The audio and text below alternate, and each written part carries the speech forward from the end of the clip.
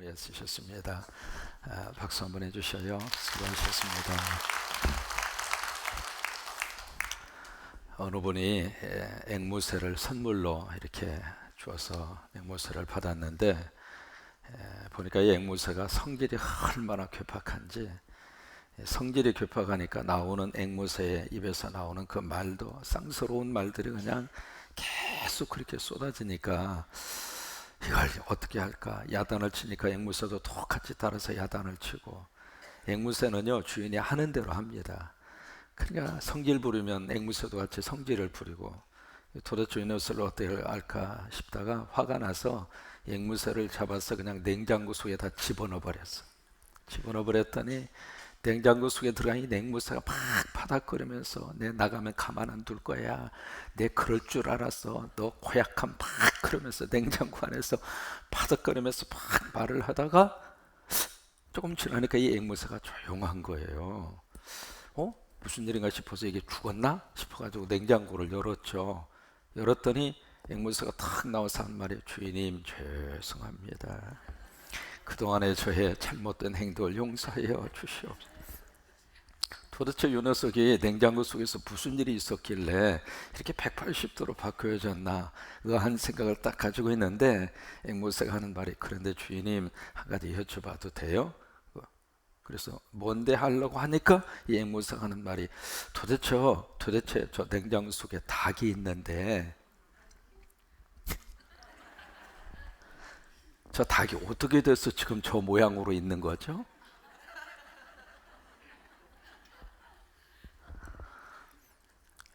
이렇게 앵무새가 냉장고 속에 딱 들어가 보니까 그 닭이 있는 그 모습을 보고 이 앵무새가 충격을 먹은 거예요. 나도 잘못했다가는 저 신세가 되겠구나. 그래서 충격을 먹은 앵무새가 정신 차린 거예요. 그래가지고 이제 그 다음부터 앵무새가 잘 먹고 잘 살았다. 이 계시록 4장으로 들어가면 충격입니다. 자 보세요. 땅에 대한 이야기를 쭉 하세요. 땅에 대한 이야기를 하시다가 4장으로 가시면 하늘 이야기로 장면이 확 하고 바뀝니다. 우리가 땅의 이야기만 가지고 살던 인생이 하늘에 대한 존재, 하나님 나라에 대한 거룩한 그 세계에 대해서 눈이 열려지기 시작하잖아요. 하늘나라에 대한 것을 우리가 보거나 하나님 나라에 대한 것을 조금이라도 경험을 한다면 충격을 먹을 수밖에 없어요. 근데 우리가 살면서 충격이 필요합니다. 이게 부정적인 충격은 우리를 힘들게 하지만은 삶에서 긍정적인 충격이 있잖아요. 거룩한 충격이 있잖아요. 뭔가 내 인생을 확 바꿔버릴 수 있는 그런 충격이 없으면은 영으로 매너리즘에 자꾸 빠져요. 그날이 그날 같고 그날이 이날 같고, 그러니까 삶에 대해서 별다른 새로운 맛을 느끼지를 못하고 지금 내가 일상적으로 하고 있는 것이 얼마나 감사한 일인가, 얼마나 고마운 일인가, 아침에 눈을 딱 뜨고요 아무런 고통 없이 일어날 수 있다고 하는 것이 얼마나 행복한가, 이걸 일상적으로 누리고 있는 행복함에 대해서 별로 못 느끼는 거예요. 그래서 영어로 매너리즘이라고 그러는 거예요. 부모님이 옆에서 우리를 돌봐주시고 공부할 수 있도록 환경을 만들어 주시고 걱정 없이 그냥 열심히 공부만 할 수 있도록 그런 모든 여건과 환경들이 얼마나 감사한 일인가, 그걸 모르는 거예요. 그래서 삶에서 우리는 때때로 이 충격이 필요해요. 그래서 하나님이 계시록의 말씀을 통해서 4장으로 가면은 우리가 그 충격을 느낄 수밖에 없는데, 그래서 계시록은 두 가지의 구조로 되어져 있습니다. 땅에 대한 이야기를 하다가 하늘 이야기로 바뀌어지고요, 하늘 이야기하다가 땅에서 어떤 일이 앞으로 일어날 것인가 그것을 이야기하고, 그래서 계시록은 전반적으로 크게 두 가지의 이 장면이 번갈아 가면서 등장을 해요. 오늘 4장 1절을 보시면 이 요한을 통해서 놀라운 역사가 일어나게 됩니다. 이 일 후에, 이 일이라고 하는 것은 그 앞에서 7교회를 향한 하나님의 메시지를 받았잖아요. 그 메시지를 받아서 전하는 그 사건이 있은 후에 요한이 뭔가를 봅니다. 보는데 딱 하늘문이 열려진 거예요. 창조 이후에 하나님의 세계가 보여진 게 처음이에요, 이게. 그러니까 하나님 나라의 역사가 여기서부터 쫙 이렇게 펼쳐지기 시작을 하는 거예요. 그러니까 하나님의 나라를 수없이 우리가 들었지만은 하나님 나라가 과연 어떤 모습일까? 과연 어떤 세계일까? 감이 안 잡히잖아요. 근데 4장 1절에서부터 이것이 열리기 시작하는데 여기 요한이 그것을 보고 있는 겁니다. 지금 보고 있어요.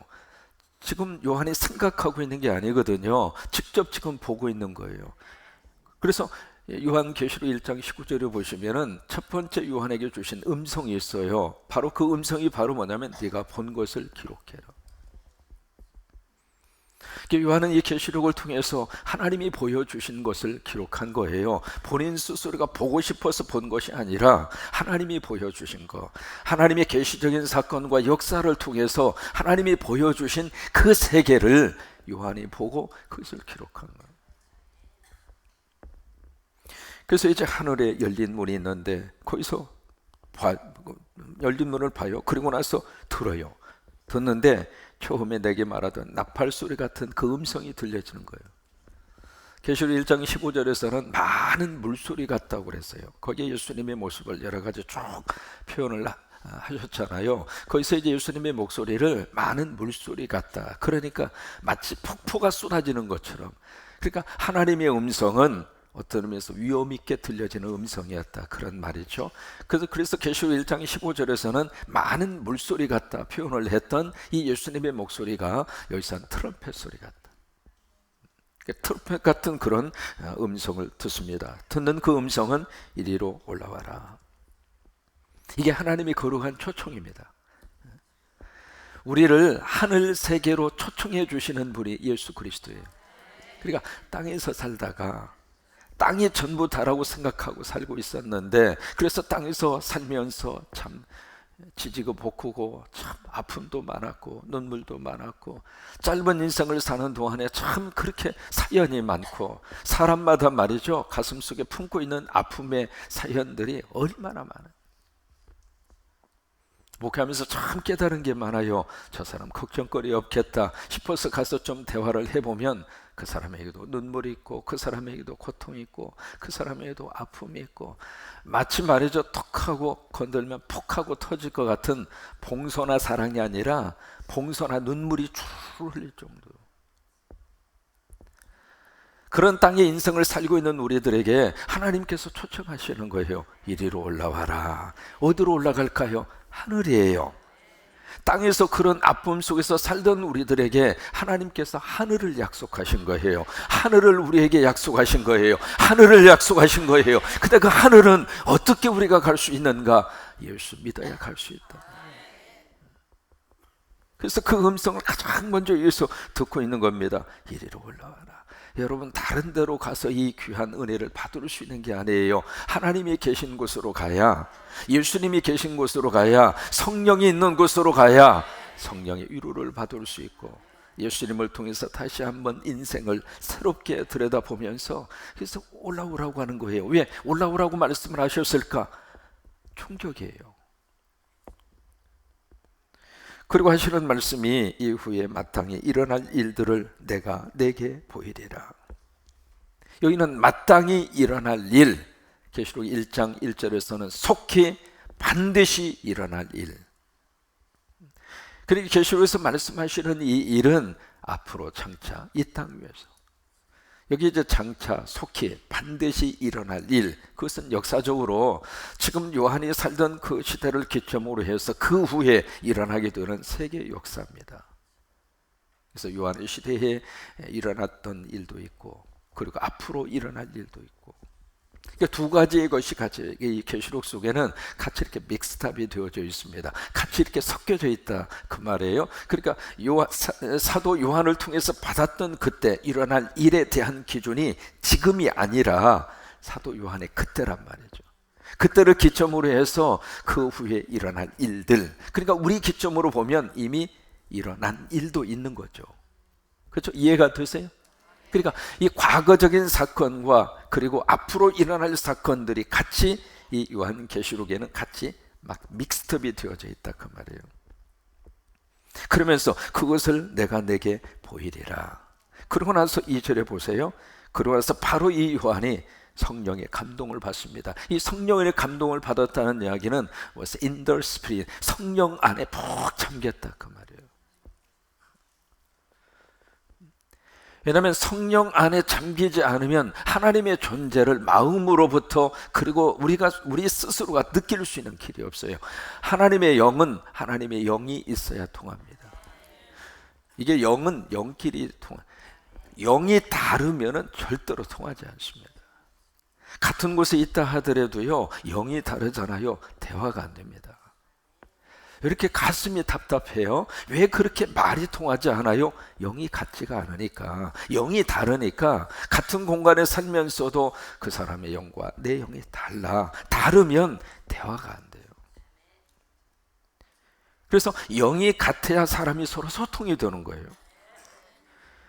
그래서 한 가정 안에 아내와 남편과 아내 사이에 성령으로 충만하면 참 묘해요. 말하지 않아도 이해가 돼요. 왜? 서로 통하는 거예요. 부모와 자녀 사이에서도 하나님의 영으로 똑같이 충만해져 있으면 자녀들에게 뭐라고 할 필요 없어요. 왜? 통하는 거예요. 거리가 멀리 떨어져 있어도 통해요. 시간적으로 차이가 난다 하더라도 통해요. 왜? 이게 영적 세계의 비밀이거든요. 그러니까 영과 영이 같으면 시간과 공간을 초월합니다. 지금 요한이 여기에 성령의 감동을 받았어요. He was in the Spirit. 성령 안에 요한이 푹 잠기게 된 거예요. 그러면서 이 요한 속에서 뭐가 딱 나타나게 되는가 보아라.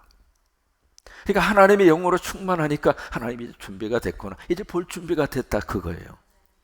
그러니까 볼 준비가 되어 있는 요한에게 이제 봐라. 그러고 나서 보여주신 것이 바로 뭐냐면 하늘의 보좌를 보여주는, 하늘의 보좌, 그리고 그 보좌 위에 앉으신 분이 보여지기 시작하는 거예요. 여러분, 이 보좌라고 하는 말이 계시록에 아주 중요한 단어예요. 47번 나옵니다. 이 보좌가 바로 뭐냐면 영어로 throne이라고 하는 말인데 왕자라고 표현하기도 하고, 또 하나 이 보좌라고 하는 말은 하나님이 앉으신 그 자리를 성경에서 보좌라 그렇게 표현한 거예요. 그러니까 보좌가 보인다는 이야기는 거기 하나님이 보인다 그 말이에요. 그것이 47번 나와요. 자, 보실까요? 지금 이런 것을 보고 들은 요한의 입장으로서 충격일까요? 충격이 아닐까요? 충격이죠. 그냥 평범한 충격이 아닙니다. 우리가 믿음 생활하면서 그런 충격이 우리에게 필요합니다. 신앙생활을 하다가 보면은 마치 예수님과 복음과 신앙의 영적 생활의 기준이 자꾸 땅으로 자꾸 가요. 옆 사람이 은혜 받고 옆 사람이 물질의 축복을 받아서 뭔가 아파트 평수가 늘어난 것을 보면서 왜 나는 그렇지 않을까? 옆 사람이 뭔가를 잘 나가는 것을 보면서 나는 나대로 열심히 기도하고 나름대로 헌신하는데 왜 우리 가정은, 우리 자녀들은 왜 이런 역사가 일어나지 않을까? 그것이 바로 하나님의 사랑의 가치의 척도의 기준이 돼버린, 그것을 위해서 예수님이 세상에 오셨을까? 그것을 위해서 예수님이 당신의 몸을 바쳐 십자가를 지셨을까? 단순히 이 땅 위에서 40년 50년 그 인생을 잘 먹고 잘 살아가기 위해서 하나님이 당신의 몸을 입으시고 이 땅에 오셨을까? 복음은 그보다도 훨씬 더 넓은 영역을 가지고 있습니다. 근데 그런 속에 자꾸 이렇게 찌들어서 살다가 보면은 그거밖에 안 보이거든요. 그러니까 그 안에서 자꾸 조금 되면은 감사하지만 조금만 안 되면 원망하고, 신앙이 왔다 갔다. 그런 저기를 가지고 있는 우리들에게 하나님은 그것을 위해서 이 복음의 거룩한 역사가 이루어지지 않았다고 하는 것을 우리에게 보여주고 싶어서 충격이 필요한 거예요. 사람은 땅에서 이렇게 걸어 다니다가 조금만 높은 데 올라가서 보면 땅에 있는 것이 다르게 보입니다.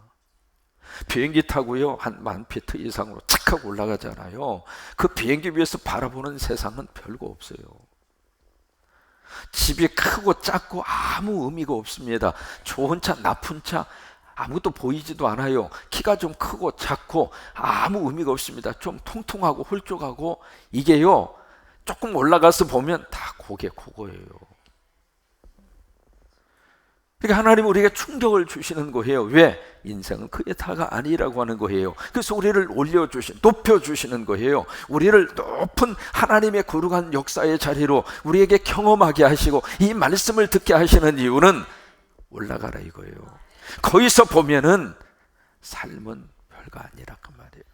그것 때문에 울고 웃고 그냥 그것 때문에 속상하고 그것 때문에 인생이 다 끝난 것처럼 생각할지 모르지만은 인생은 그게 다가 아니라고 하는 거예요. 지나놓고 나면 다 지나가요. 다. 따라서 한번 하시죠. 이 또한 지나가리라. 다 지나가게 돼요. 별거 없어요. 그래서 이 4장의 말씀을 통해서 다시 한번 우리는 하나님이 주시는 충격이 필요해요. 그래서 하나님의 세계가 다시 한번 확 하고 열려져서 땅만 지금 보고 살던 우리들이 하나님을 보는 거예요. 그러니까 하나님을.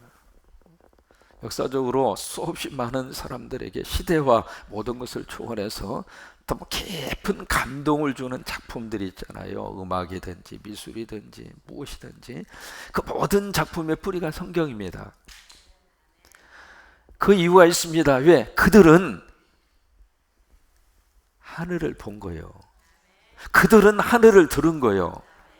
그러니까 하늘을 보고 하늘을 들은 사람들의 작품은 시대를 초월해서 인간들에게 감동을 주는 거예요. 그 중에 대표적인 작품 하나가 핸델의 메시아라고 하는 거.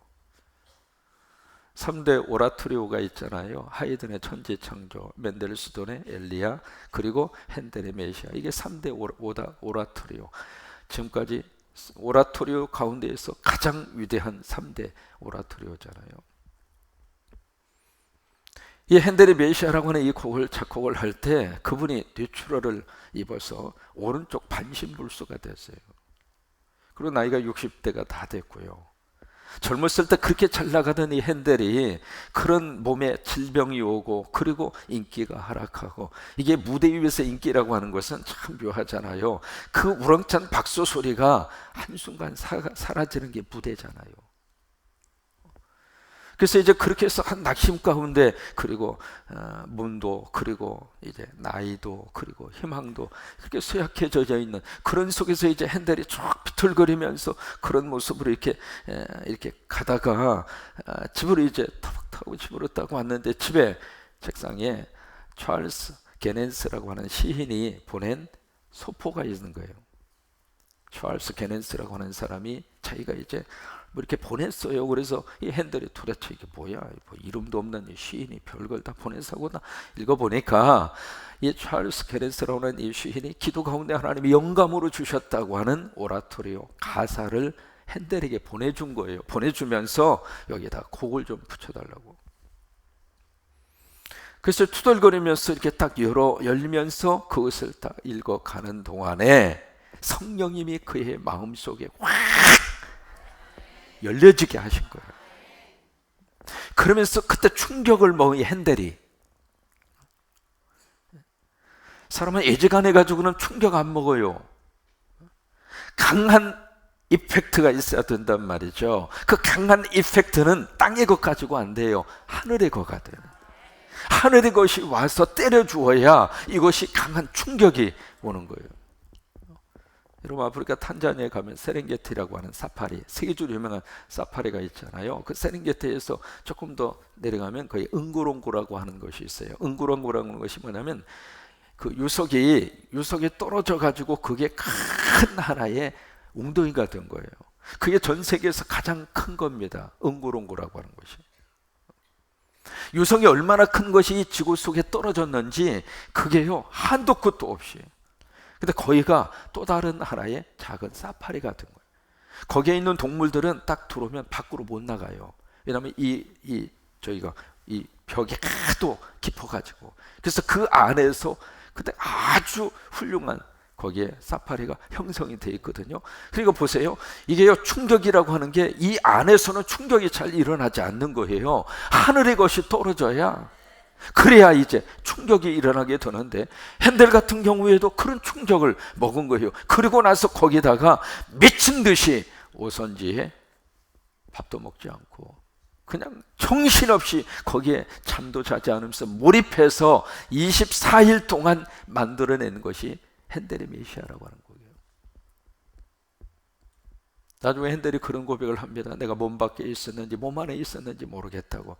사도 바울이 그런 고백했잖아요. 핸델도 그런 고백을 합니다. 내가 지금 이 곡을 작곡하는 동안에 몸 안에 있었는지 몸 밖에 있었는지 내가 몰랐다고. 그래서 나는 하나님을 봤다. 나는 하늘 세계를 내가 바라보게 되었다고. 그러면서 그의 작곡 가장 마지막에 그 유명한 SDG라고 하는 것을 거기다 씁니다. 솔라 도미니 글로리아, 오직 하나님께만 영광. 라틴 말로 SDG라고 하는 것을 딱 쓰고, 이게 이제 이 핸델이 이것을 작품을 가지고 뭔가 이렇게 연주를 해야 되는데 거기서는 이제 별로 인정해 주는 사람이 없으니까 이 곡을 가지고 아일랜드로 가요. 아일랜드로 가서 거기에 더블린이라고 하는 곳에서 초연을 합니다. 그 초연이 1742년 4월 13일 날 합니다. 날짜가 1742년 4월 13일 날 초연을 해요. 처음으로 메시아 곡을 연주를 하는데 굉장히 길잖아요. 근데 1부, 2부, 3부로 되어져 있지 않습니까? 그때 그 대곡을 연주를 하는데 유명한 일화가 거기서 탄생이 됐잖아요. 거기에 메시아의 마지막 그 할렐루야라고 하는 곡이 있잖아요. 할렐루야. 한번 해보실까요? 사여신도에만 해볼까? 할렐루야 곡 좀 기억하세요? 할렐루야, 할렐루야. 네, 좀 아시죠? 우리 권사님 지휘해 주셔야 될까? 할렐루야 좀 아시죠? 아는 데까지만 해보죠. 뭐 그냥 한번 해보실 거예요. 시작. 할렐루야, 할렐루야, 할렐루야, 할렐루야, 할렐루야, 할렐루야, 할렐루야, 할렐루야. 네, 거기까지만. 이 정도 하는 것도 수준이 이만큼 올라온 겁니다. 근데 이제 그 부분에 왕의, 그때 왕은 크게 해야 되는 거예요. 왕의 왕 시작. 왕의 그 가지고도 안 돼요. 영어로 그렇게 되어 있어요. King of Kings. Kings라고 하는 것은 복수예요. 그러니까 우리는 왕의 왕 그렇게 되어 있지만 원래 가사는 왕들 중에 왕 그 말입니다. 그러니까 이 세상에 많은 왕들이 있지만 그 왕들 가운데 왕이라 그 말이거든요. 그래서 왕의 왕 한번 크게 한번 해봐요. 시작. 왕의 주의 주 할렐루야 할렐루야. 그렇게 해서 이제 곡이 이어져 가잖아요. 저희 형님이 차이콥스키예요. 그게 막 울려 퍼질 때 거기에 더블린, 거기에 초연하는 자리에 왕이 있었어요. 아일랜드 왕이. 그 왕이 자기도 모르게 벌떡 일어났잖아요. 그래가지고 그때부터 전통이 돼서 할렐루야 부를 때 일어나는 거예요. 왜? 왕이라 하더라도 왕중 왕이신 그분 앞에 내가 어떻게 앉아 있을 수 있겠는가? 그래서 이제 메시아가 1742년 4월 13일 초연이 되고, 그러면서 1759년입니다. 1759년 그때 핸델의 나이가 74살입니다. 4월 7일 4월 7일 날 또다시 메시아 연주를 해요. 그것이 핸델의 마지막 연주입니다. 그리고 나서 금요일 날 1759년 4월 13일 기가 막히게 메시아를 초연했던 그날 핸델이 하나님 앞에 부름받아 가요. 이게 한 사람의 인생을 우리가 잠깐 들여다봤습니다마는 참 묘해요. 하나님 나라를 바라본 사람은 이 땅에서 땅의 것 가지고 미련 갖지 않아요.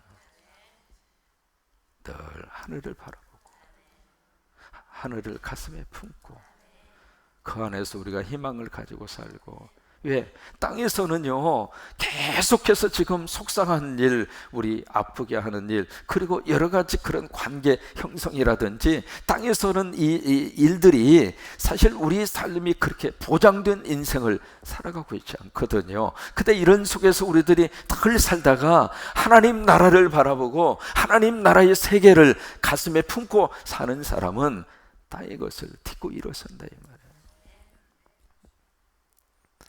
이 계시록 4장을 통해서 우리 안에 그런 역사와 능력이 일어날 수 있게 되기를 주의 이름으로 축원합니다. 오늘 말씀의 결론을 이렇게 삼고 싶어요. 이제는 땅이 아니라 하늘을 품고, 땅의 인생에서 이제는 하늘의 인생으로. 그래서 땅의 것만 우리가 바라보고 땅의 것만 막 추구하고 그렇게 사는 것이 아니라 이제는 하늘을 보고 하늘을 품고, 그리고 땅에서 살자, 그 말이에요. 하나님이 오라고 할 때까지는 살아야지. 오라고도 안 했는데 가면 혼나. 뭐 이렇게 일찍 왔냐, 너 속도 위반했다, 조금 일하다 오지, 뭐 이렇게 급했냐. 그러니까 하나님이 부를 때까지, 하나님이 나 오라고 할 때까지는 그냥 계세요. 언니 오래 계셔, 건강하게.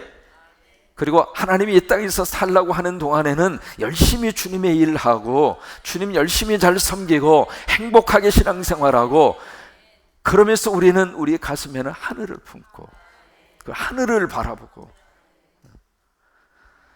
그러면 구체적으로 이 하늘에서 어떤 역사가 나타나게 될까 기대하시라. 개봉박두 내일, 오늘 다 해버리면 안 되잖아요. 기가 막힌 하늘이 열려지게 되는 거예요. 여러분 한번 이 내일 새벽 기대하시고 또 약속하세요. 내일 안 오면 안 되겠네요.